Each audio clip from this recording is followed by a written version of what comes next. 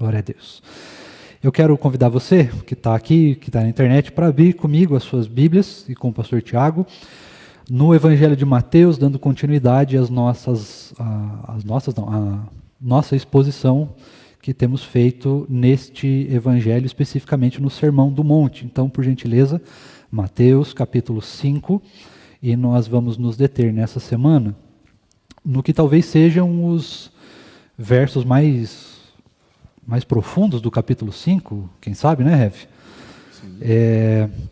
Falando aí um pouquinho sobre o amor de Cristo Jesus e como que nós devemos usar desse amor para amar o próximo, né? Então, Mateus capítulo 5, versos 33 a 38, ou 9, 8.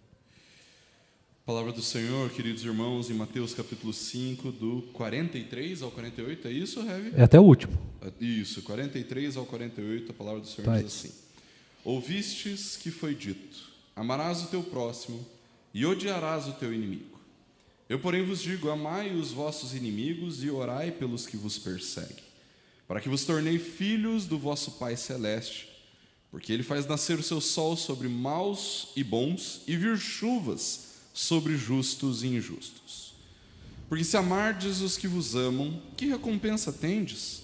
Não fazem os publicanos também o mesmo? E se saudardes somente os vossos irmãos, que fazeis demais? Não fazem os gentios também o mesmo? Portanto, sede vós perfeitos, como perfeito é o vosso Pai Celeste. Excelente. Esse é o finalzinho do capítulo, então, do capítulo 5, primeiro capítulo do Sermão do Monte. E nós já estamos neste capítulo há alguns meses, né, e estamos finalizando hoje. E esse capítulo ele traz algumas lições que são absolutamente profundas e absolutamente necessárias. E talvez como se fosse, de certa forma, um resumo do resumo daquilo que o Senhor falou nessa primeira parte do Sermão do Monte, né? O capítulo 5 seria como se fosse o primeiro ponto do Sermão de Jesus, né? Tem 3 capítulos, 3 pontos, bem presbiteriano, Senhor Jesus, inclusive. Quando a gente trata desse tema específico, a gente vai falar um pouquinho sobre amor, sobre perseguição e algumas coisas mais. A gente precisa entender um pouquinho da seriedade das palavras que foram usadas aqui e como que elas estão postas diante do que nós precisamos ouvir hoje, ou seja, diante daquilo que nós estamos vivendo hoje, a contextualização do texto, bem como aquilo que foi trazido na época de Jesus e o que os fariseus pensavam a respeito desse texto naquela época. Então nós precisamos olhar para essas 3 características: o que o Senhor Jesus está dizendo, o que os fariseus pensavam e como nós utilizamos esse texto nos dias de hoje. Para isso eu queria complementar esse texto, porque durante algum tempo, e isso foi removido por causa da crítica textual e algumas coisas semelhantes, um trecho do versículo 44 foi reduzido, ele foi removido, porque a princípio a gente não tem como ter certeza de quando e como que ele foi colocado. Mas esse texto ele dá uma complementação para nós daquilo que o texto está nos dizendo. Então eu vou pedir para o Rev Tiago para ler na versão revista e corrigida, é isso mesmo? Isso. Na versão revista e corrigida, somente o verso 44 para dar esse complemento para nós, por favor. Os irmãos que estão em casa e os irmãos que estão aqui também podem comparar com a versão que você tem aí, né? Nós normalmente utilizamos a versão revista e atualizada, que foi o texto que eu li anteriormente. No entanto, aqueles que são crentes há mais tempo vão lembrar que antigamente se usava muito mais a versão revista e corrigida, né? Que era uma versão um pouco mais antiga e tudo mais. Elas têm pressupostos de tradução diferentes, né? Então, por causa disso, a revista e corrigida, ela acaba tendo uma linguagem um pouco mais arcaica, que talvez a gente não utilize mais. No entanto, isso que o pastor Patrick enfatizou aqui, nos traz para uma realidade aí da exegese bíblica, que é de qual é a melhor fonte de tradução, né? Os irmãos sabem que a Bíblia não foi escrita em português, né? Ela foi escrita no grego, né? O Novo Testamento, no caso, E, por causa disso, nós temos diversas fontes, diversos manuscritos, né?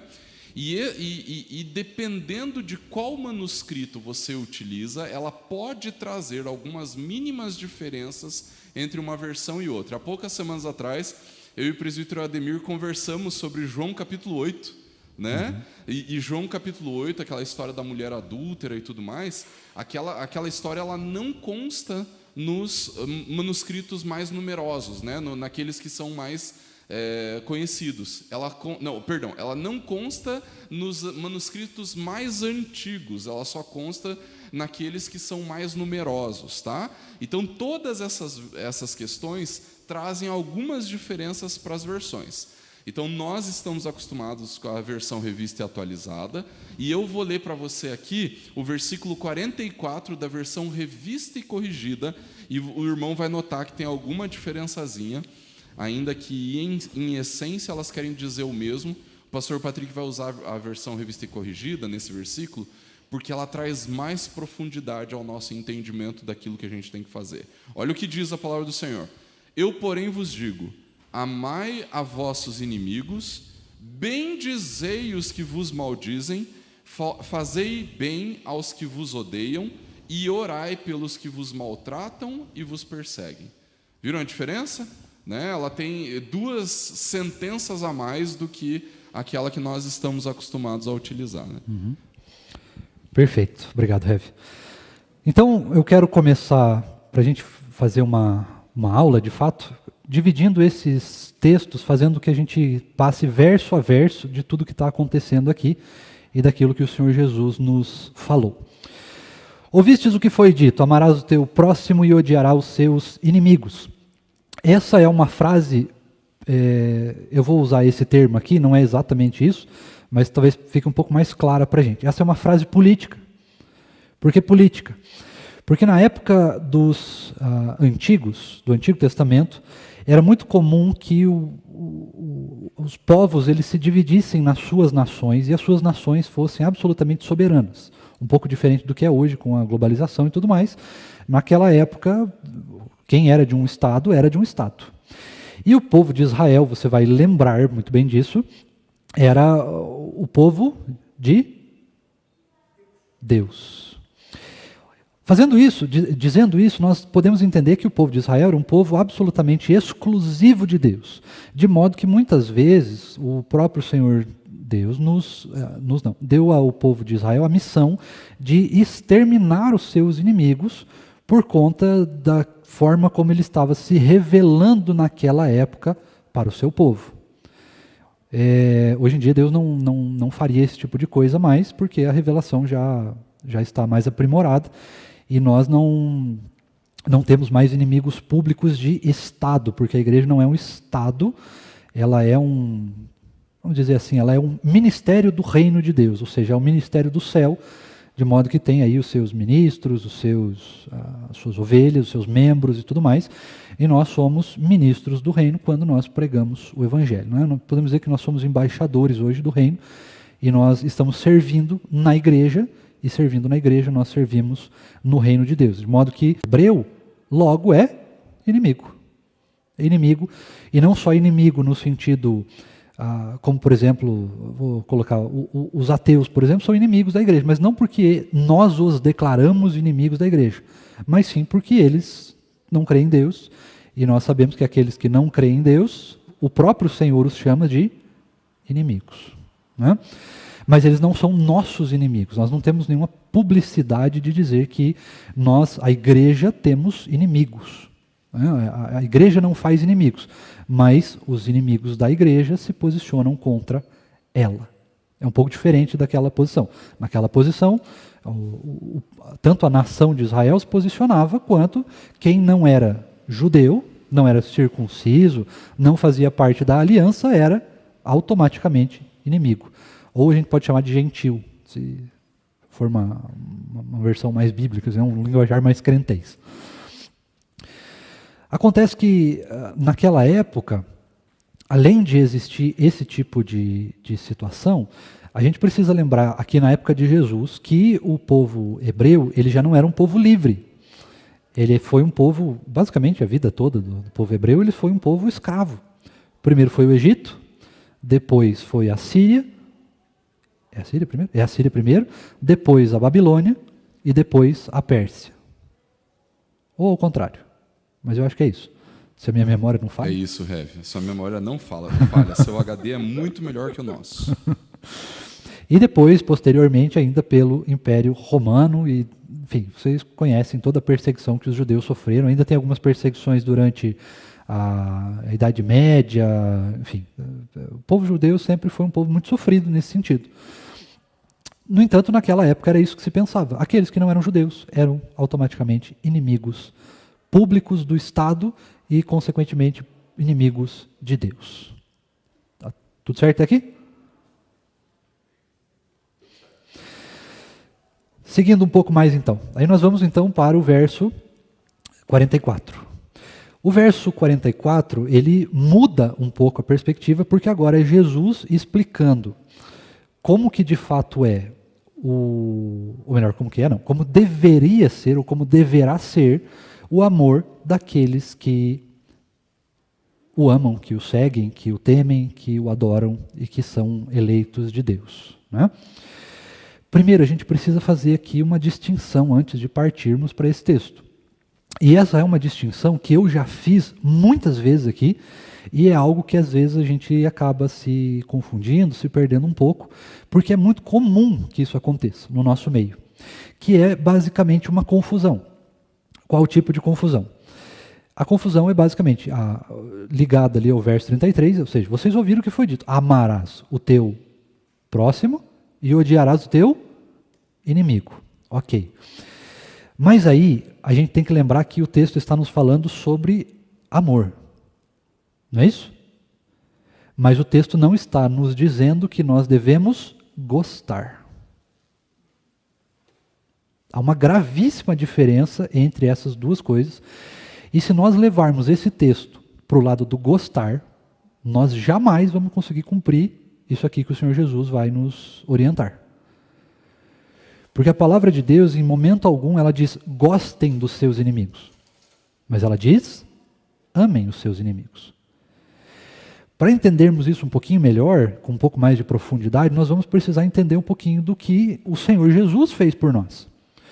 O Senhor Jesus, você vai se lembrar, o homem foi criado à imagem e semelhança de Deus, perfeito, sem pecado, incorruptível, ok, tudo certinho, mas tinha uma regra, que era não comer a árvore do conhecimento do bem e do mal no jardim do Éden, porém o homem foi lá e comeu. Né? Todo mundo sabe da história. No entanto, a partir do momento que o homem come essa fruta, ele em tese se torna e torna toda a humanidade como inimigos de Deus. O livro de Romanos, capítulo número 3, verso número 23, diz o seguinte, qualquer coisa confere aí se é o 23 ou 21, mas acho que é o 23. Diz o seguinte: porque todos pecaram e destituídos estão, ou seja, afastados, abandonados, carentes, vale vários sinônimos aí, da glória de Deus. Aqueles que estão destituídos da glória de Deus são, portanto, inimigos de Deus. E o texto é muito claro, porque todos pecaram. Não foi Adão, não foi Eva, não fui eu, ou não foi você, fomos todos. Todos nós estávamos, ou estamos, destituídos da glória de Deus, afastados da glória de Deus, portanto, inimigos de Deus, se nós não somos filhos de Deus. Aí a gente vai para o verso 45 ali, depois nós vamos ver isso aí, como é que funciona. Mas se nós não somos filhos de Deus, se nós não fomos adotados pelo Senhor, nós ainda permanecemos como inimigos de Deus. No entanto, mesmo sendo todos inimigos de Deus, ainda assim o Senhor Jesus veio. Mas ele veio porque ele gostou de nós ou porque ele nos amou? Nos amou, de fato. E isso é uma coisa muito comum da gente confundir. Porque hoje existe uma grande teologia, um número bastante elevado de teólogos e de pessoas que confundem o amor de Deus com gostar. O amor de Deus, ele é absolutamente incondicional, ou seja, ele não impõe condições para ser exercido. Ele simplesmente existe. Já o gostar de alguém ou de alguma coisa pressupõe algumas condições. Né? Existem condições para que nós gostemos de outra pessoa. Se aquela condição for desafiada, nós então vamos deixar de gostar daquela pessoa ou daquela coisa. Se eu perguntar para você, por exemplo, você gosta de quiabo, por exemplo? Tem gente que vai gostar, tem gente que não vai gostar, depende das condições. Né? E assim a vida é normalmente. Né? Você não é obrigado a gostar dos seus inimigos, no entanto. Assim como o Senhor Jesus fez conosco. Nós somos, de fato, obrigados a amar os nossos inimigos. Aqueles que nos odeiam, aqueles que nos perseguem. Nós somos... O texto vai nos dizer ali, na versão que nós relemos, né? Que nós devemos, por exemplo, bendizer os que nos perseguem, né? os que nos maldizem. Ou seja, se alguém chegar para você e falar, olha, você é um lixo. Aí você tem que olhar para a pessoa, com um sorriso no rosto, muito amor no coração, e dizer, mas você é uma bênção. É isso que o texto está nos dizendo? É claro que não. Não é esse o sentido da coisa. Porque esse tipo de coisa pressupõe que nós vamos, muito provavelmente, sermos falsos. Corremos o risco de ser falsos.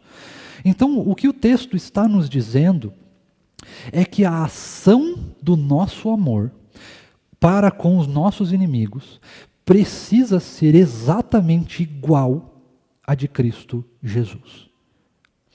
E aí nós vamos para a cruz. Os inimigos de Cristo estavam maldizendo Cristo. Cristo não olhou para eles e disse, olha como eles são cheirosos, Senhor Deus, olha como eles são bonitos, estão bem vestidos, olha como eles me xingam bem, como eles me ofendem com bastante intensidade, é um negócio fantástico. Não. O Senhor Jesus disse, perdoa-os, porque não sabem o que fazem. O que Jesus fez foi interceder por aqueles que estão mortos nos seus delitos e pecados. Ele não precisa olhar, assim como ele não olha para nós e não acha condições em nós para exercer o seu amor para conosco, ele também não faz isso com os seus inimigos. Porque aí pressupõe uma justiça, ou essas questões do gostar, né, pressupõe condições, ou seja, para gostar de alguém eu preciso me identificar com a pessoa. Cristo não se identifica conosco, ele simplesmente derrama o seu amor incondicional. E seu Elias tem uma participação aqui. Manda, seu Elias. A tendência natural do homem é amar só aqueles que são bons. Os que são ruins, quero que morra. É isso? É isso. E mais do que isso, os que são bons na minha perspectiva. Não é nem os que são bons, assim, porque na verdade não sabe, né, quem é bom. No fim das contas, na verdade, todos nós somos maus. Né? Nós podemos fazer algum bem se o Senhor Jesus assim nos abençoar para isso, nos conduzir a isso. Mas o bem é de Deus, né? O bem não é nosso. Por isso que tudo que é bem glorifica a Deus, assim como tudo que é mal glorifica ao Senhor, quando Deus exerce sobre tudo que é mal a sua perfeita justiça.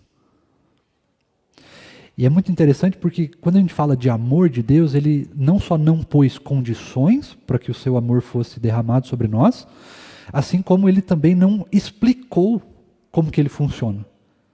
Ele só disse que existe. Em nenhum momento Deus chega, olha, o meu amor funciona assim, começa aqui, termina ali, ele vai assim, vai assado, daquele jeito, cozido, frito, carpaccio, não pôs condições. Ele só disse, eu amo. Deus enviou o seu Filho Jesus para que todo aquele que nele cresce não pereça, mas tenha vida eterna. Porque Deus amou o mundo. Ele não explica, Deus amou desse jeito, daquele outro, ele simplesmente amou. E é esse amor simples e singelo que o Senhor Jesus, nesta manhã, e durante toda a nossa vida enquanto cristãos, nos convida a ter para com aqueles que não são os nossos próximos, vamos dizer assim, né? Não são os nossos irmãos, em Cristo Jesus. Tranquilo até aqui? Rev, deixa eu fazer uma colocação. Eu acho que uma das coisas bem legais que o texto que nós usamos, né, o livro do Lloyd Jones, ele nos aponta, e alguns outros comentários também, é que o gostar é algo muito mais da natureza, do natural da gente. No sentido assim, de quem que a gente gosta? A gente gosta das pessoas que se parecem mais com a gente, as pessoas que a gente convive, né? As pessoas que têm alguns hábitos semelhantes com o nosso, né? É algo muito mais natural da gente gostar daqueles que são parecidos conosco. É difícil a gente gostar daqueles que são tremendamente diferentes de nós. Às vezes nem é uma questão de ser bom ou ruim, bom ou mal, como o seu Elias colocou, mas às vezes é uma questão muito mais de é parecido comigo, então eu gosto dessa pessoa. Né? Então vai muito mais de uma identidade que nós temos com a pessoa do que com qualquer outra questão. O que esse texto nos aponta é a realidade de que nós nem sempre vamos encontrar essa identidade com essas pessoas a ponto de gostarmos dela. No entanto, o texto ele nos obriga a irmos além do gostar, além do natural, não é isso, Rev? É isso. Além do natural. É ir para o sobrenatural, que é o amor. Né? Dona Clarice quer fazer uma colocação.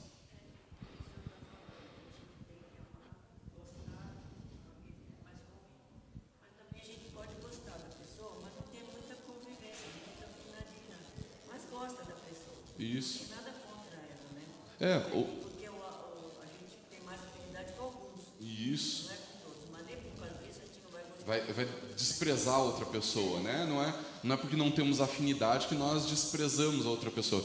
Mas eu digo assim, por exemplo, a gente até gosta de muitas pessoas e tudo mais, mas tem aqueles que a gente, puxa, não me dou bem, né? Eu vou falar uma coisa bem feia aqui, né? Mas que às vezes a gente usa no dia a dia. O meu santo não bate, não é? A gente ouve isso, né? O meu santo não bate com fulano. E às vezes a percepção que a gente vai tendo um pouco disso é de que o amor é o gostar. Né? Então eu tenho que amar aquelas pessoas e que eu não gosto delas. Mas é muito mais profundo do que isso, né? Porque o gostar é uma resposta natural do nosso coração. Aconteceu uma identificação, a gente, né, começou a conversar, a gente começou a se relacionar, ou até mesmo assim, é um vizinho com o qual a gente não tem muito contato, mas ele nunca me fez nada de mal, né, nunca tivemos problema, ou quando tivemos, resolvemos tranquilamente, então eu gosto dele. Mas Jesus nos ordena a ir além disso, né, ao amar, né, e é muito mais do que uma identidade natural. Antes do Paulo trazer a sua participação, uma das coisas que eu falava muito para a MEI no início do ministério pastoral, às vezes a gente ia visitar algumas pessoas, né, ia visitar uma família e tal, e a gente saía de lá e animados com a visita, a Marion virava para mim, a Marion não está aqui, né, pena que ela não está aqui.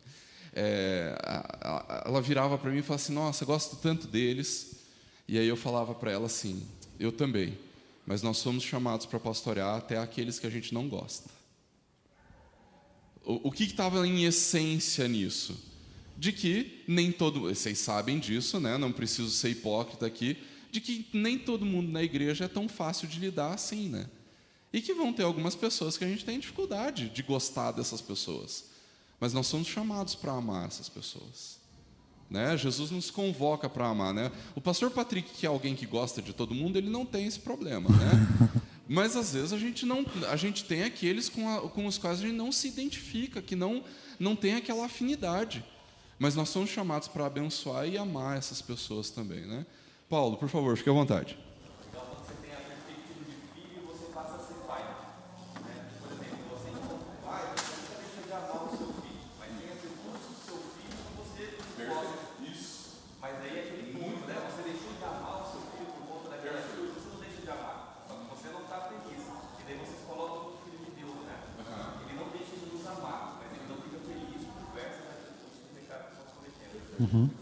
Boa. Essa diferença entre gostar e amar, de fato, é bem importante.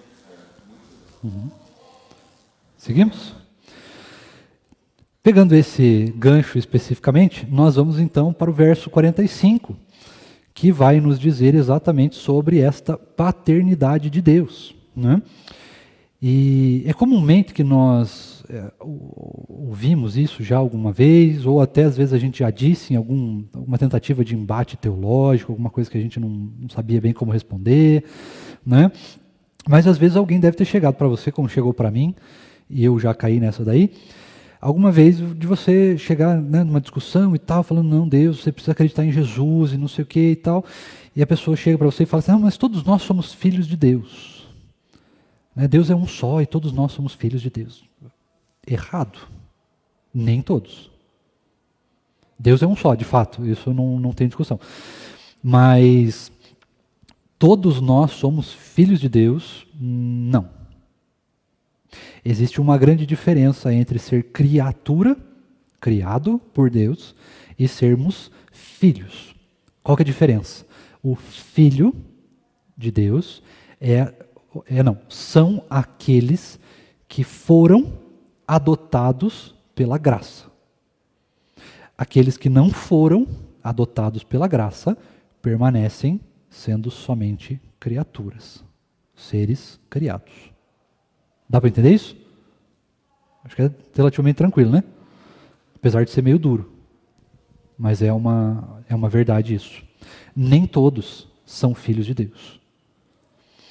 E muitas vezes, né, nós, no ímpeto de, às vezes, não queremos discutir, não queremos contrariar, nós deixamos algumas pessoas dizerem, não, mas todos nós somos filhos de Deus. Não, nem todos. A menos que tenhamos sido adotados pela graça. Agora, há uma coisa interessante quando Deus fala sobre essa paternidade, e é justamente isso. Embora o amor de Deus não pressuponha condições para existir, o fato de Cristo e da Trindade Santíssima nos amar pressupõe que nós devemos a Deus, não porque nós temos uma responsabilidade, nós não temos responsabilidade, nem temos como devolver ou pagar ou retribuir o amor que Deus nos dá. No entanto, nós temos uma espécie de chamamento sobrenatural que nos permite devolver, seria uma palavra muito ruim, mas responder ao amor que Deus que Deus derrama sobre nós. É basicamente assim que funciona. Em outras palavras, seria mais ou menos o seguinte: o Senhor Jesus nos amou, não impõe condições. Mas o seu amor é tão grande, tão profundo, tão imensurável, a graça é tão irresistível, é tão extraordinária. Tudo que Deus nos faz, quando Ele nos revela o seu amor, é tão extraordinariamente profundo, que isso nos constrange de maneira sobrenatural a respondermos ao amor de Deus, através daí do nosso serviço, da nossa adoração, do nosso louvor, da nossa busca por santidade e por um relacionamento cada vez mais profundo com o Senhor. Fácil até aqui? Heavy, deixa eu fazer uma interação aqui rapidinha com o pessoal da internet. Primeiro que a Saraela falou, como tem um pequeno delay, queridos, às vezes os irmãos da internet eles falam de assuntos que a gente já passou, né? Então a gente vai ter que ter um pouquinho desse jogo de cintura aí para entendermos isso, tá? Mas a Sarai trouxe uma participação bem legal aqui quando ela fala assim, ó, há pessoas que naturalmente temos mais afinidade, gostamos do convívio, mas amar a todos, gostando ou não, é um mandamento. Né? Veja que legal, é um mandamento mesmo, né? Não é algo que a gente tem a opção de fazer ou não, não, é um mandamento de Deus.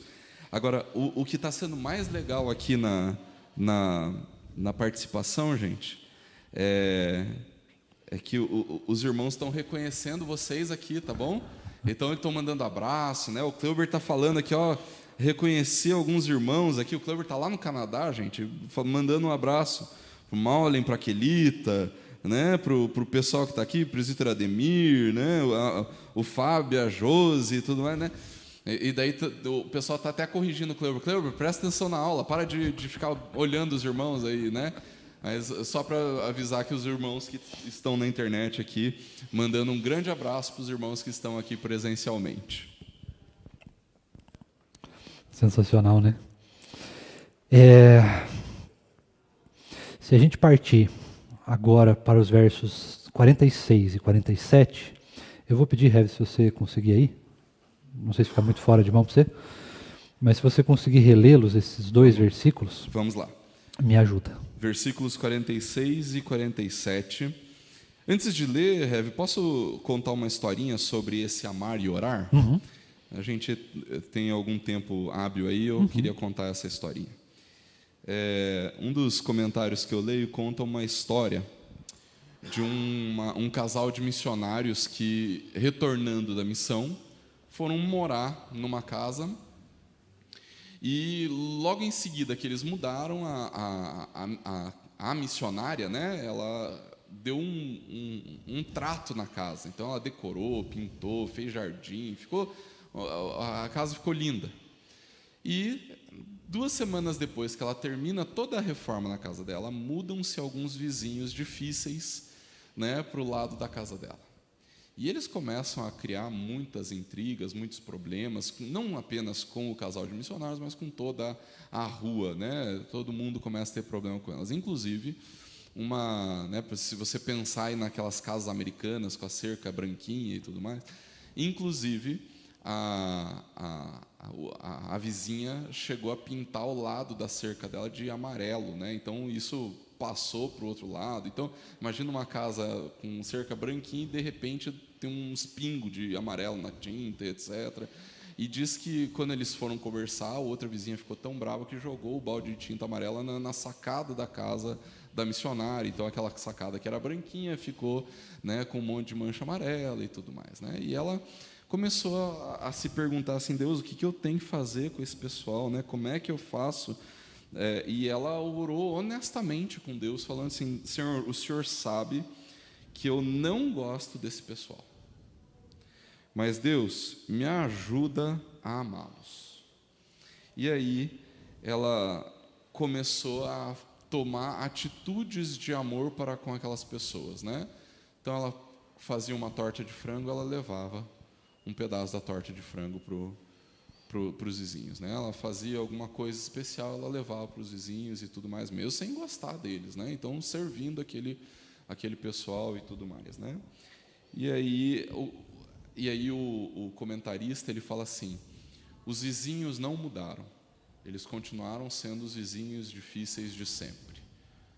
Ela mudou, a ponto de, quando aqueles vizinhos foram embora, ela chorar de saudade deles, né? Olha a diferença, né? Em um momento ela ora a Deus falando assim: olha, eu não gosto deles, e passou a orar por eles. Deus transformou o coração dela a ponto de ela chorar pelos vizinhos problemáticos que foram embora, né? Então veja a diferença de uma coisa e outra, né? Eu acho que essa é uma ilustração bem do dia a dia, né, Rev, do cotidiano, de como as coisas podem mudar no nosso coração com relação a outras pessoas que nós nos dispomos a amar. Rev, os versículos 46 de Mateus capítulo 5 diz assim: porque se amardes os que vos amam, que recompensa tendes? Não fazem os publicanos também o mesmo? E se saudardes somente os vossos irmãos, que fazeis demais? Não fazem os gentios também o mesmo? Portanto, sede vós perfeitos, como perfeito é o vosso Pai Celeste. Aqui, irmãos, nós temos duas coisas um tanto quanto interessantes. Primeiro, a parte dos publicanos. Os publicanos eram aqueles que normalmente, vamos dizer, eu vou usar o linguajar, era a elite do povo. Publicano era mais ou menos a elite financeira, né? Eram os ricos daquela época. E você vai lembrar bem que rico só se dá bem com rico. Fácil, né? Tranquilo. E aí o Senhor Jesus está dizendo, e já fazendo essa repreensão aqui, né? A eles, que talvez até deveria ter um ou outro ali assistindo o sermão de Jesus, ele já estava fazendo essa repreensão pública. Já dizendo, olha, aqueles que amam, somente aqueles que gostam, né? Se você ama só quem você gosta, só quem é próximo de você, com quem você se identifica, que bem você faz? Ou seja, que diferença no mundo você proclama? Que reino de Deus você está proclamando? Que filho de Deus você está sendo? Se você simplesmente ama aqueles que se identificam com você, né? Vamos supor, se você só ama as pessoas da igreja. Fácil amar as pessoas da igreja, principalmente quando a gente está na igreja. Mas a colocação do Senhor Jesus, ela é muito dura, na verdade, porque Ele simplesmente está nos dizendo exatamente isso. Olha, que diferença você faz. É quase como se o Senhor Jesus tivesse dizendo, isso é inútil. Porque amar os que você já conhece, o que está tudo certo, é fácil. É sossegado, é tranquilo. O desafio não é esse. O desafio é amar a todos. E aí ele continua, dizendo no verso 47, se vocês, né, se vocês saudarem somente os seus irmãos, a mesma coisa, que diferença isso faz? Não fazem, quem que ele cita ali? Primeiro os publicanos, depois os? Gentios. Quem que são os gentios? Os inimigos do povo. Os inimigos do povo de Israel, segundo o Senhor Jesus, e a gente sabe disso, se saudavam a si mesmos. Não é? Você passa por um vizinho ali, oi, tudo bom? Como vai? Normal, a gente se sauda.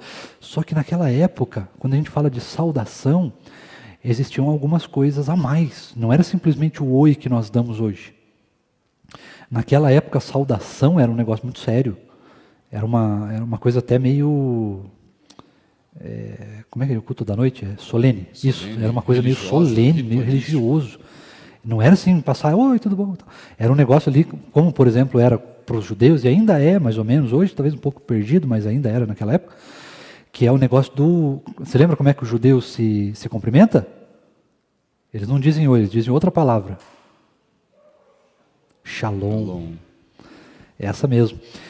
Em termos simples, shalom significa paz, né? Você está desejando paz para o outro, mas no termo mais abrangente, o shalom seria algo como assim, eu desejo, a intenção do meu coração é que a paz que reina na minha vida e que me foi dada por Deus reine também na sua. Em tese é mais ou menos isso aí, então é um negócio meio ritualístico. E isso, lógico, estou falando aqui dos judeus, mas o Senhor Jesus está citando os gentios. Ou seja, se os judeus fazem isso, os gentios também fazem. Os inimigos de Deus também saudam só aqueles que eles gostam, só aqueles que eles se identificam. Nós vemos isso hoje nas relações nas relações internacionais, por exemplo, você tem os aliados dos países. O Brasil tem os seus aliados, ele é aliado de outras pessoas. Nós temos as autarquias de união dos estados, né, dos países, como por exemplo a OCDE, essas coisas assim, você viu esses grupinhos de país rico, daí tem os países pobres, como é que é aquele negócio que o Brasil faz parte, que é os 5 lá? Tem o Mercosul, aí você tem a União Europeia, você tem aquele que é o BRICS, esse mesmo. Você tem os BRICS, você tem um monte de, né, tem a ONU, enfim, você tem um monte tem a OTAN, né, também. Você tem um monte dessas uniões de países. Mas às vezes, dentro dessas uniões, os países se odeiam e querem se matar. Você vê lá na ONU, está lá a Coreia do Norte, está lá o Irã tentando desenvolver bomba nuclear e não sei o quê. Mas eles estão lá, tentando fazer alguma coisa. Não sei exatamente o que seja, mas estão tentando fazer alguma coisa lá. É isso que o Senhor Jesus está dizendo. Isso aí é fácil fazer. Essa falsidade, esse negócio, essa busca por interesse, por coisas semelhantes, isso aí é tranquilo. Que diferença faz se as pessoas fazem isso? Mas o crente de fato, nós que nascemos de novo, que somos filhos de fato de Cristo Jesus, filhos de Deus, nós não agimos simplesmente desse jeito. Nós transcendemos a essa realidade do gostar, de gostar por intenções.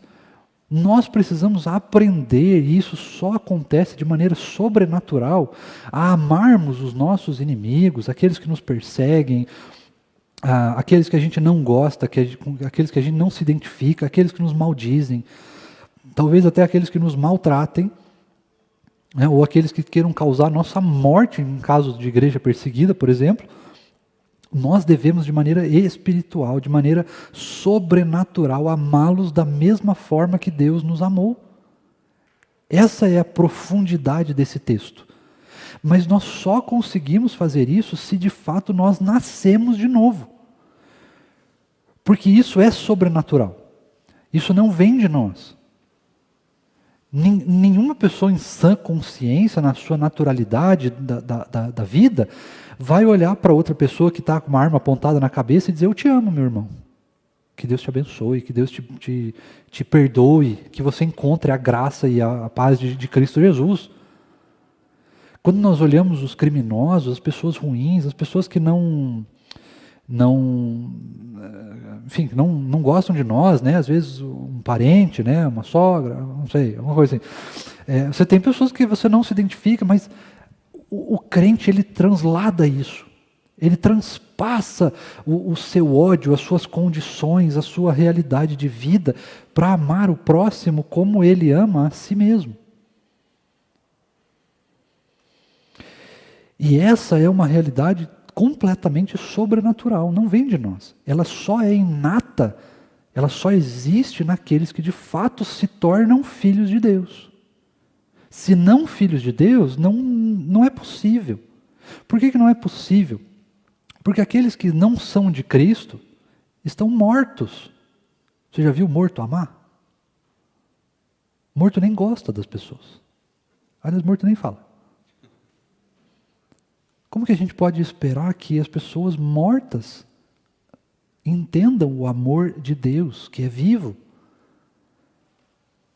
De forma espiritual, quando nós somos salvos, de certa forma, os textos bíblicos nos remontam a dizer que nós nascemos de novo, não simplesmente porque, né, como o Nicodemos tenta dizer para Jesus, mas como que eu faço? Eu volto para o ventre da minha mãe, nasço de novo?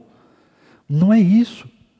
Mas o nascer de novo está dizendo que antes do nascer de novo, nós éramos mortos, nós éramos cadáveres que andam. Mas agora, nascer de novo é ser... Eu até posso dizer assim, de certa forma espiritualmente, que o crente ele passa por duas ressurreições. A primeira é quando Cristo nos ressuscita através da sua graça. Nos chama à vida através da sua graça, do seu amor, do seu sangue derramado. Essa é uma das ressurreições. E depois nós vamos ser ressurretos aí quando ele voltar de novo. Aí é um pouco mais físico a coisa. Mas espiritualmente nós estávamos todos mortos. E o Senhor Jesus nos ama incondicionalmente e derramou sobre nós a sua graça que nos reviveu, a ponto de agora possibilitar que nós possamos nos tornar filhos de Deus. E com isso, nós agora podemos ser aptos para amar até mesmo aqueles que nós não gostamos. E mesmo se nós continuarmos a vida inteira sem gostar daquela pessoa. Deixa eu dar um exemplo mais claro para você. Talvez, se a gente tivesse... Pensar aqui... Pensar o seu Edgar. O seu Edgar é meu alvo hoje. Digamos que a gente não gostasse do seu Edgar. Não sei se é possível, mas digamos que a gente não gostasse do seu Edgar. Digamos que a gente odiasse o seu Edgar. Aí o seu Edgar entra aqui na igreja e ele fala assim: irmãos, eu estou precisando tomar um remédio, eu não consigo comprar. O nosso ódio nem fala. Nós simplesmente nos levantamos. Do que você precisa? Vamos lá. Esse é o nível do amor de Cristo. Talvez, se a gente colocar, Rev, uma colocação, você já viu que a maioria das pessoas no mundo chamam os crentes de pessoas bobas, né, meio imbecis, assim, meio meio... obscurantista. Não, nem isso, mas assim, sabe quando o crente é burro. O crente é bobo, assim, é uma pessoa ingênua, cheia de imaturidade, né, para o mundo, né? Mas nós somos mesmo. Nós somos, porque o mundo ele vai olhar para o seu Edgar, que veio pedir um remédio. O mundo odeia o seu Edgar, vai dizer que, não, se vira, vai trabalhar, corre atrás, meu filho, se lasque você. Vai procurar uma ONG, entendeu? Vai atrás de alguma coisa. Vai procurar uma igreja. Ou vai procurar uma igreja, exatamente. Isso é verdade. Porque na igreja, é isso, não importa se a gente gosta, se a gente odeia. O que importa é que de maneira sobrenatural nós conseguimos transpassar isso e ajudar. Por isso que é muito difícil, irmãos, eu vou citar um outro caso, que é muito difícil entender, às vezes, como que a igreja ela tem certos preconceitos, porque nós temos preconceitos. Normal, o ser humano tem preconceito. Não é nada errado você ter preconceito. O mundo diz que o preconceito é errado, né? Mas não é. Nós temos, tem gente que a gente nunca vai gostar e ponto final. O que não significa que a gente tem que maltratar as pessoas que a gente não gosta. Mas a gente tem pessoas que a gente não vai se identificar nunca. Não tem o que fazer. Tinha uma pessoa que gosta de funk, por exemplo. Eu nunca vou gostar de uma pessoa que gosta de funk. Não é impossível isso acontecer. Mas isso não quer dizer que eu vou chegar para alguém que gosta de funk lá e vou xingar a pessoa, vou humilhar a pessoa, vou destruir a pessoa. Não, eu só não gosto, não tem problema nenhum não gostar. Né?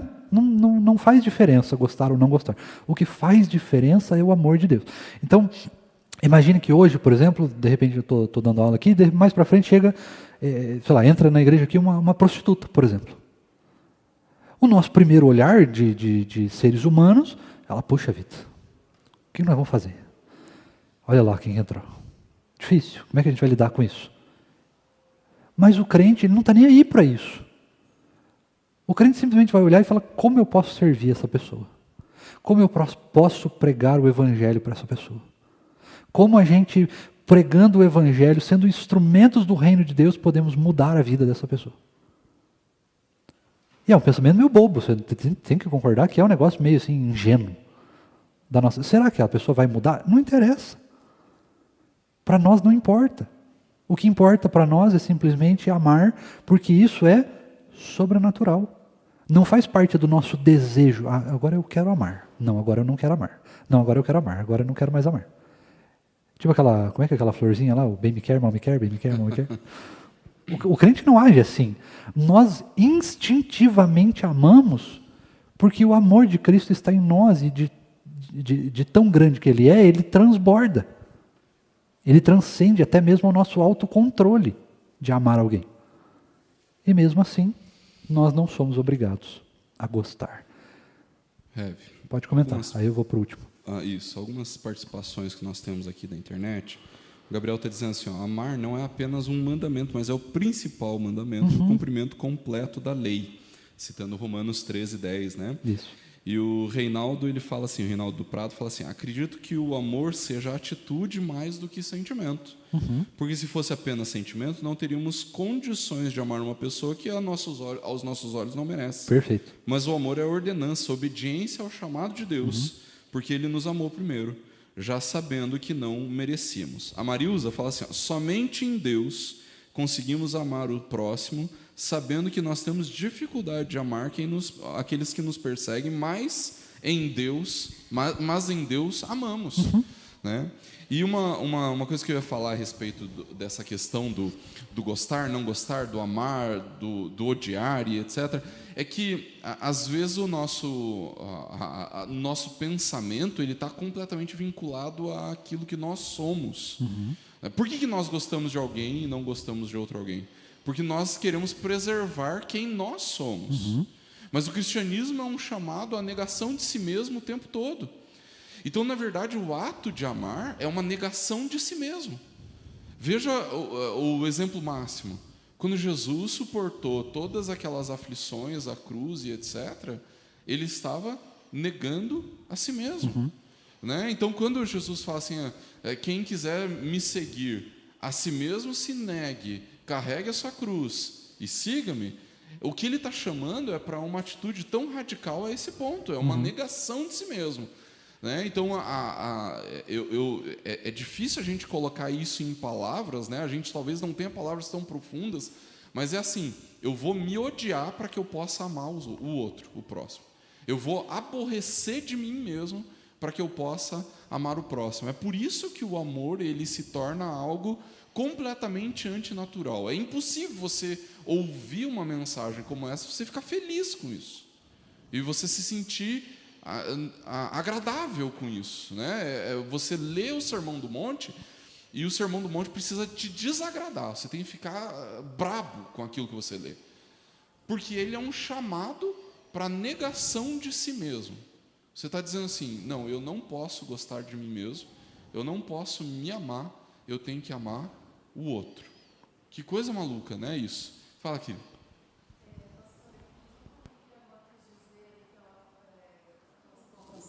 No sentido, por exemplo, eu posso gostar muito da irmã, de fato eu gosto, nós já tivemos a oportunidade de conversar, isso foi uma questão de afinidade.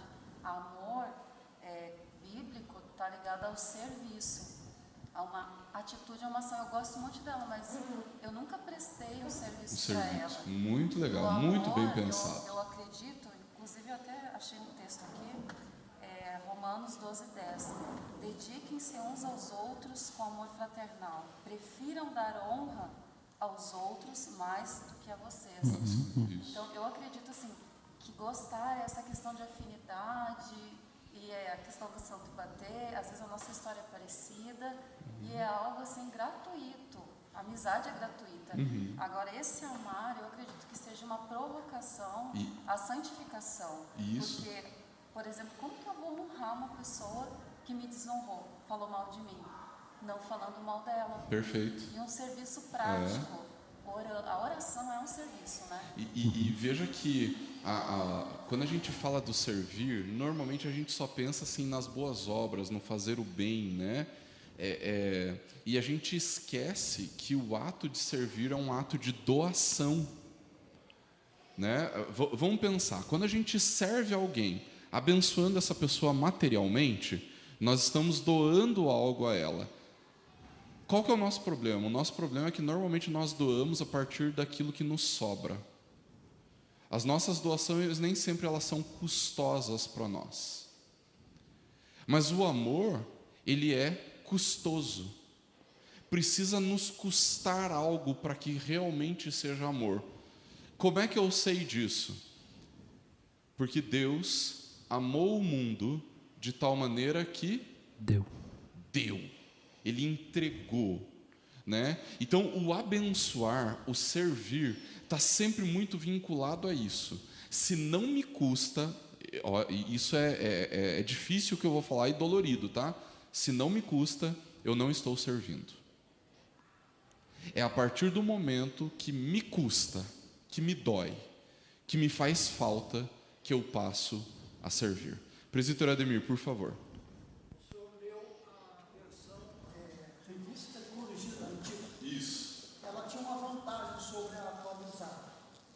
Ela exaltava a palavra caridade. A língua portuguesa, o amor se manifesta por sentimento, o amor erótico, a procriação, pelo fazer o bem, os espíritos também fazem a caridade, e pela piedade, que é fazer o bem ao outro por amor a Deus.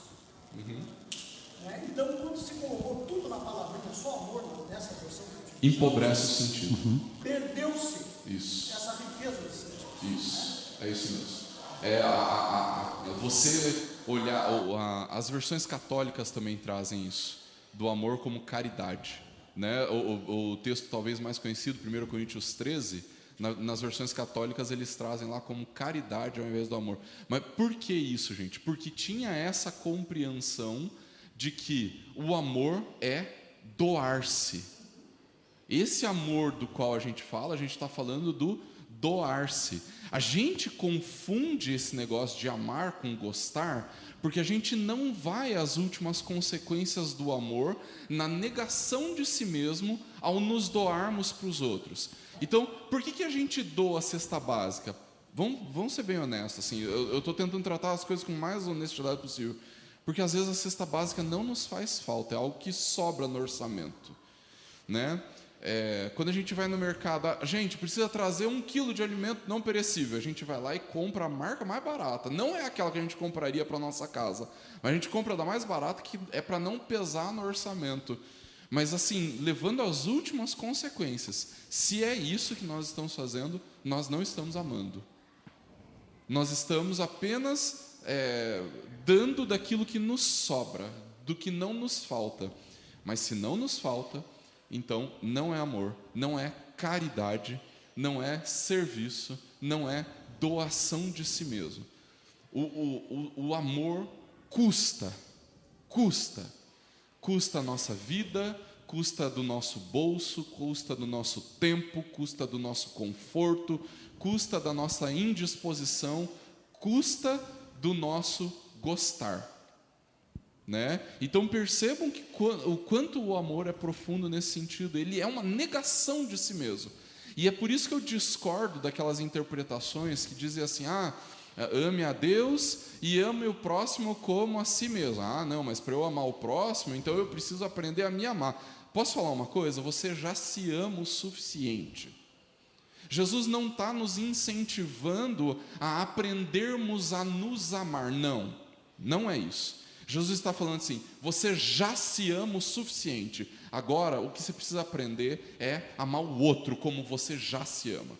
E eu vou falar assim, até o auge de uma atitude de ódio contra si mesmo, que é o suicídio, em geral, ele acontece. Eu tenho estudantes de psicologia aqui, pelo menos, né? Eu não sei se temos até psicólogos, talvez. O auge do amar a si mesmo foi levado a uma consequência tão alta que ele, por não suportar o amor de si mesmo, ele se matou. Olha que coisa louca. Nada me tira disso da cabeça. Eu ainda vou escrever sobre isso em aconselhamento bíblico, Rev e Patrick. Né? A minha percepção é que nós, como igreja, muitas vezes, nós nos vemos diante dessa problemática de que nós não conseguimos amar a ponto de irmos até as últimas consequências, de nos doarmos a esse ponto, né? E aí a gente cobra de alguns fazer isso, quando nós mesmos não estamos dispostos a isso. Deixa eu só trazer algumas participações. A Sarai fala assim, o Gabriel está trazendo uma rápida curiosidade, falando de Nietzsche. O filósofo que disse que Deus estava morto dizia que o cristianismo era uma religião de fracos, por causa dessa disposição do cristão em amar o próximo, sendo uma atitude que pareça ingênua. Ele nasceu do Império Prussiano e que era valorizado nesse local era a força bruta, o militarismo, o ato de subjugar os fracos, além do vigor da virilidade. O cristianismo vai na contramão disso, pois é uma religião de se abrir para os outros, de ser vulnerável e disposto em amar. E a Sarai fala assim, muitos não gostam do Lula ou do Bolsonaro, mas é preciso amá-los em obediência a Jesus. É muito polêmico, mas é obedecer a palavra. E a Sarai ainda complementa, Deus é amor e somente estando firmados neles nós poderemos obedecê-los e amaremos o próximo sem acepção de pessoas. E o Reinaldo fala assim, amar é tirar um pecado de nós, um pedaço de nós, em favor do outro, muitas vezes estranho e nem merecedor, entre aspas. Como a nós mesmos é quase impossível. Quando um participante, a Sarai continua, quando um participante se pronuncia, aumento... não, ela está falando sobre problemas de transmissão aqui. Eles estão se acertando para ouvirem melhor vocês quando vocês participam. Dona Clarice, vai. Agora, se eu só dar uma coisa à pessoa, se eu vejo que não serve para mim, eu não vou dar para a pessoa. Isso. Se eu tenho um feijão lá, eu devia se vem na cesta daquele feijão, não tem condição de você, nem gosto para você. Aí eu vou pegar e vou dar. Gente, lá... Eu acho que isso é errado. Pergunta, depois você faz uma entrevistinha com os diáconos, a dona Clarice falando assim, se eu não uso um feijão, uma marca de feijão, nem para mim mesmo ela serve, então não vai servir para o outro, então eu não vou dar dessa marca de feijão, né?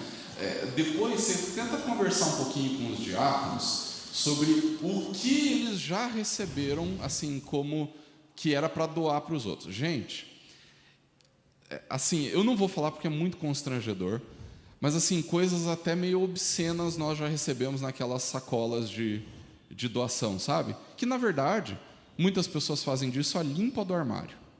Né? Isso aqui... Não, para que serve isso aqui? Põe, né? E põe na sacola e joga na igreja para abençoar. Mas o que é essa disposição? É a disposição de se doar? Não é. Não é uma disposição de amar, né?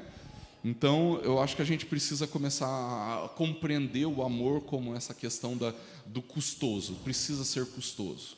Se não for custoso, então é porque talvez eu não esteja amando, eu esteja só gostando da pessoa, ou então afagando o meu próprio ego a doar alguma coisa. Né? Eu não estou negando a mim mesmo. Pastor Patrick, desculpe, tomei um tempão dessa aula. Que horas temos? 11h10. 11h07. Não vai dar, não. Fique à vontade. É mais pesado. Dá, sim. Fique à vontade. Você acha que dá? Finalmente, irmãos, então nós vamos para o versículo 48. E este verso é absolutamente polêmico. Por isso que eu não sei se vai dar tempo, mas vamos lá. Sede-vos perfeitos, como vosso Pai que está nos céus também o é. Aqui nós temos um problema grave. Porque a nossa teologia, pelo menos aqueles que são calvinistas, no primeiro ponto vai dizer que nós somos totalmente perfeitos. Não? Depravados. Né? Caídos, completamente perversos. Né? A palavra de Deus vai nos dizer também, o texto que eu gosto muito de usar, que enganoso é o nosso coração e desesperadamente corrupto. Caído. Dilacerado pelo pecado. Tomado. E aí o texto está nos dizendo que nós devemos ser perfeitos. E a pergunta é, então, como ser perfeitos? O que é esta perfeição que, na verdade, teologicamente, nós, enquanto estamos vivos nessa terra, não temos condições de alcançar em definitivo? Perfeitos nós vamos ser seres perfeitos, imortais, indestrutíveis e outras palavras mais, quando nós formos para a Nova Jerusalém Celestial. Mas, por enquanto, teologicamente, nós não temos condições de sermos perfeitos. Ainda mais de sermos perfeitos como Deus é perfeito. Isso é impossível. Como que nós vamos ser divinos? A resposta é fácil, apesar de complexa. Quando nós nos tornamos filhos de quem é perfeito, automaticamente nos é garantida a possibilidade, e aqui não é a possibilidade de sermos perfeitos em definitivo, mas é de alcançarmos alguma perfeição. Como assim alguma e não definitiva? Porque definitiva nós vamos ser quando estivermos com Cristo na eternidade.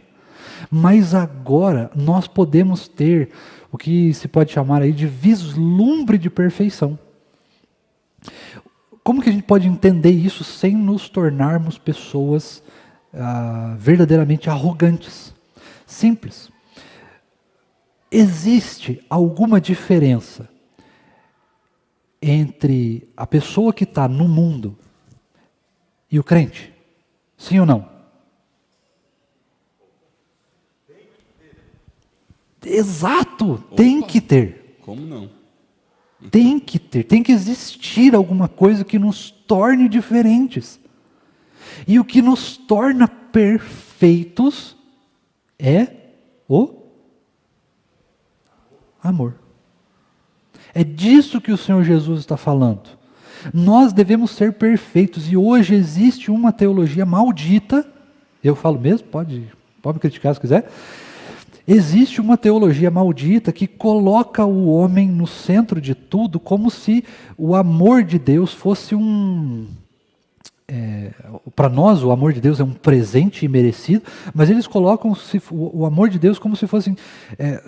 nós somos tão perfeitos, mas tão bons, que Deus seria louco se Ele não nos amasse. É isso que eles dizem. É isso. O mundo diz exatamente isso. Nós somos absolutamente incríveis. Olhem as tecnologias que nós temos desenvolvido, olhem a nossa ciência, a nossa engenharia, a nossa política, o nosso bem, a nossa caridade. Se você quer encontrar paz, olhe para dentro de si mesmo. Isso, olhe para dentro de si mesmo. Dentro de mim mesmo só tem um monte de desgraça, de pensamento podre, sujo, imundo. E eles querem que eu tenha paz comigo mesmo. Tá. Mas é isso. Nós só vamos entender o que é essa perfeição e podermos desfrutar de quem Deus é e da sua perfeição quando nós de fato entendermos e vivenciarmos o seu amor. Mas para vivenciarmos o seu amor, nós precisamos nascer de novo. Aqueles que não são nascidos de novo não podem desfrutar do amor de Deus. Podem desfrutar de alguma graça comum. Como diz o verso 35, se eu não falho a memória, que vai dizer o seguinte: o sol nasce para justos e injustos, para bons e maus. Ou seja, para filhos de Deus e para filhos da ira de Deus. São duas coisas diferentes. Agora, eu vou ser bem sincero, eu queria que só chovesse nas fazendas dos filhos de Deus. Eu queria que só os trabalhos dos filhos de Deus prosperassem, mas não é assim, porque existe, dentro do amor de Deus, existe um negócio tão extraordinário, que nós chamamos dentro da teologia, comumente a gente chama isso, talvez tenha alguma explicação melhor, mais profunda e tal, mas nós chamamos de graça comum. E o que é a graça comum? O amor de Deus, ele derramado em nós, é tão absurdo, é tão gigantesco, que simplesmente o fato dele transbordar, ou seja, as gotas que sobram do que Deus fez na cruz, da ação de Cristo, ela permite que o ímpio prospere. Que o ímpio seja bom nas coisas. Que o ímpio seja um bom cientista, um bom político, apesar de... Né, enfim, mas existe, acontece. Uma boa pessoa. Uma pessoa exato, ética, né? Uma pessoa boa. Ética, moral, que segue as leis. É possível. E isso só acontece porque o amor de Deus derramado é tão absurdamente grande que sobra para essas pessoas, inclusive. Mas esse amor tão perfeito de Deus, ele nos capacita a também sermos de alguma forma perfeitos. E essa perfeição que ele nos garante não quer dizer que a partir de agora não peco mais. Agora então eu sou plenamente santo, estou desfrutando de santidade perfeita e plena. Não é isso que o texto está nos dizendo. Mas ele está nos dizendo que o amor de Deus é tão grande em nós, quando está em nós, que nós podemos inclusive vencer as tentações do pecado, que nós podemos nos arrepender, que nós podemos lutar contra o pecado, nos é dada condições de lutar contra o pecado, de nos arrependermos, de corrermos atrás de coisas que são muito mais profundas do que simplesmente o que o mundo corre atrás. Então, quando nós olhamos para as coisas, nós precisamos olhar com esse olhar de Cristo. Há tempo atrás, alguém estava me dizendo que dentro do nosso sistema político, essas coisas e tal, não existe solução. Existe.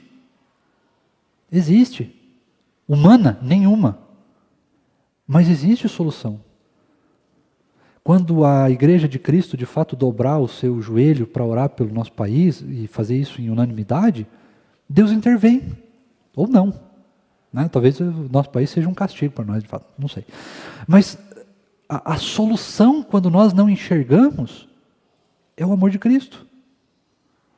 Quando nós não podemos olhar para a política e vermos esperança, nós olhamos para a cruz.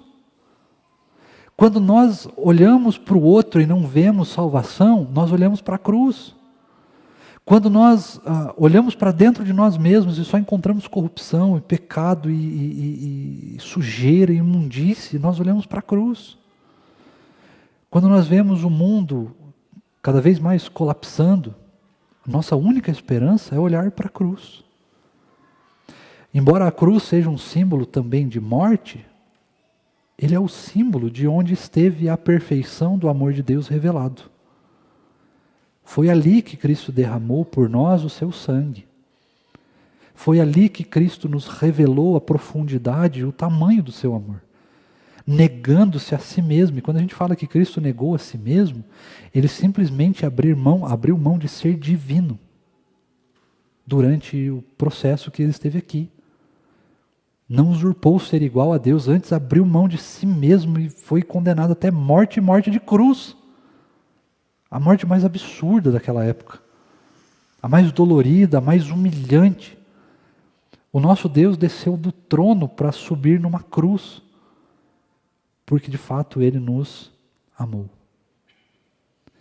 E essa é a demonstração do seu amor. Então, quando nós olhamos para a falta de esperança, quando nós olhamos para aquilo que nós não gostamos, quando nós olhamos para os perversos desse mundo, nós precisamos olhar para eles e ver neles a cruz de Cristo. E como assim ver a cruz de Cristo? Ver a possibilidade de Cristo agir na vida deles como agiu na minha. E como age também na sua, perdoando os nossos pecados e nos garantindo a possibilidade de irmos para o céu. Talvez eu esteja no céu, quando a gente chegar lá, com pessoas que a gente vai até meio que se surpreender de certa forma. Sempre falaram isso, né? Já ouviu esse negócio? Às vezes a gente vai chegar no céu, vai ter algumas pessoas lá que a gente esperava que não estivesse. Porque o amor de Deus transcende o nosso gostar dessas pessoas. Talvez Deus ame elas, eu não sei. Eu não sei quando que o amor de Deus se revela para outra pessoa. Eu não sei se vai se revelar ou não. O que eu sei é que quando eu olho para alguém, eu preciso olhar naquela pessoa a esperança da cruz. A esperança de que aquela pessoa pode se arrepender dos seus pecados. E não é simplesmente eu vou olhar para a pessoa com um olhar mundano, ou o olhar de uma psicologia meio falsificada, de uma filosofia meio distorcida, e olhar para aquela pessoa e dizer, olha, se eu fizer o bem para ela, um dia, talvez ela entenda. Não é o bem, a gente não tem que ficar fazendo o bem. O bem nós fazemos porque é uma responsabilidade do cristão para com a sociedade, para com o mundo onde nós vivemos. Cuidar do próximo é uma responsabilidade nossa, por isso nós fazemos o bem, nós doamos coisas, enfim. Mas o amor de Deus, ele inclusive transcende a isso também. Embora ele não nos isente de fazer isso. Mas ele transcende a essas ações sociais do que a gente chama de bem e nos leva à pregação do Evangelho, às boas notícias do reino. Quando nós olhamos então para um perverso, nós não vamos olhar para ele fazer o bem esperando que ele faça o bem também. Nós vamos olhar para ele e nós vamos pregar o Evangelho. O melhor bem que a gente pode fazer é pregar o Evangelho. É dizer quem Cristo é e o que Cristo fez e o que Cristo pode fazer. E onde nós podemos chegar se nós estamos nascidos de novo, se nós estamos transformados. Uma vez no seminário, eu lembro claramente disso, teve uma discussão filosófica, até uma certa briga teológica, porque um dos nossos professores na época, a discussão era a seguinte, se o amor de Deus pode alcançar as pessoas e pode de fato melhorar o mundo, né, melhorar a nossa sociedade. E a nossa resposta enquanto seminaristas é sim, quanto mais pessoas crentes, uma crente de fato, né, não essas porcarias que tem por aí, mas quanto mais crente, mais a gente pode transformar a nossa sociedade de fato. E aí o nosso professor diz, não, isso é ilusão, isso não existe. Parou de olhar para a cruz de Cristo. Parou de acreditar que a cruz de Cristo é de fato a única esperança desse mundo. É a única esperança do perdido. Quando o crente, eu e você, filho de Deus, nascido de novo, perfeito como Cristo é, transformados pelo amor imerecido de Deus, olhamos para o perdido e pregamos para ele o Evangelho. Trazemos as boas notícias para aquele que está morto nos seus pecados e delitos. É isso que nós fazemos.